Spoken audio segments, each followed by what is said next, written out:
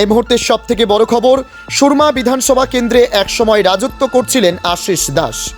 বেশি দিন রাজত্ব করতে পারেনি সুরমা বিধানসভা কেন্দ্রে আশিস দাস।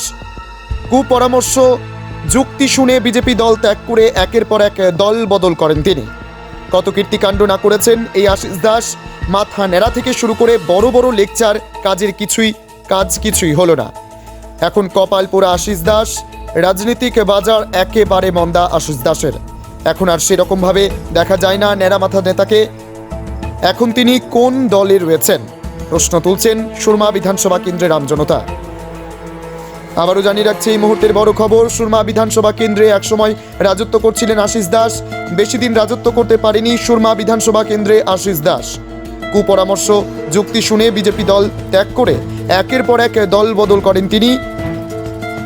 কত কীর্তিকাণ্ডই না করেছেন এই আশিস দাস। মাথা নেড়া থেকে শুরু করে বড় বড় লেকচার, কাজ কিছুই হলো না।